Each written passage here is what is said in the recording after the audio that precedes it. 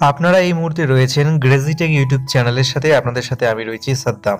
আপনারা হয়তো সবাই ইতিমধ্যে শুনে গেছেন যে এয়ারটেল, ভোডাফোন আইডিয়া প্রতি মাসে কম করে ৩৫ টাকা রিচার্জ না করলে কিন্তু আপনার সিম কার্ডটি বন্ধ করে দেওয়া হবে। তো বন্ধুরা, এবার থেকে কিন্তু আপনার সিম কার্ডে ৩৫ টাকা ন্যূনতম রিচার্জ না করলেও কিন্তু আপনি আপনার সিম কার্ডটিকে চালু রাখতে পারবেন।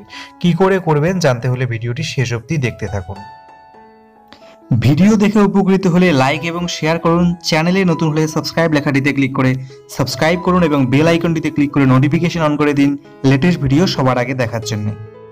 যে লেটেস্ট আপডেটটি বেরিয়ে এসেছে সেখান থেকে জানা যাচ্ছে এবার থেকে ৩৫ টাকা নয়, এবার নতুন ২৪ টাকার ভ্যালিডিটি রিচার্জ প্ল্যান নিয়ে এলো ভোডাফোন এবং আইডিয়া।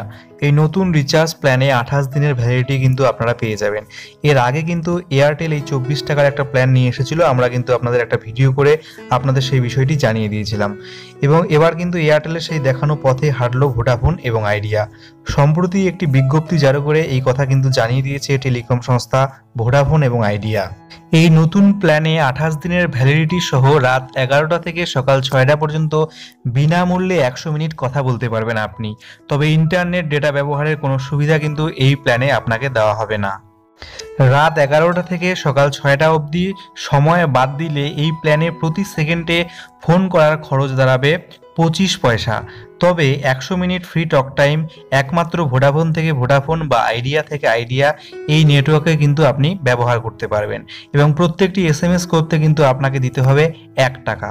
তবে ৩৫ টাকার প্ল্যান যেটা ছিল সেটা রিচার্জ করলে কিন্তু আমরা ২৬ টাকা ৬৬ পয়সার মতো একটা টক টাইম পেয়ে যেতাম। সেই ধরনের কোনো রকম টক টাইম কিন্তু আপনি এই ২৪ টাকার নতুন প্ল্যানে পাবেন না।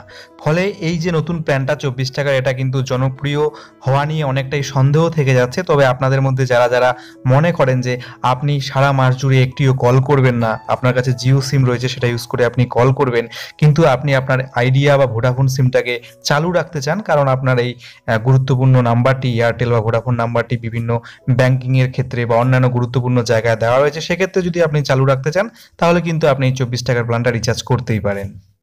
তো বন্ধুরা, এয়ারটেল, আইডিয়া, ভোডাফোনের নতুন নিয়ম বা নতুন প্ল্যান সম্পর্কে আপনার কি মতামত সেটা কিন্তু আমাদের ভিডিওর নিচে কমেন্ট বক্সে জানাতে ভুলবেন না। আর ভিডিওটিতে দেওয়া তথ্যটি ভালো লাগলে অবশ্যই লাইক করবেন, শেয়ার করে বন্ধুদের জানাতে সাহায্য করবেন। ধন্যবাদ ভিডিওটির সাথে থাকার জন্য।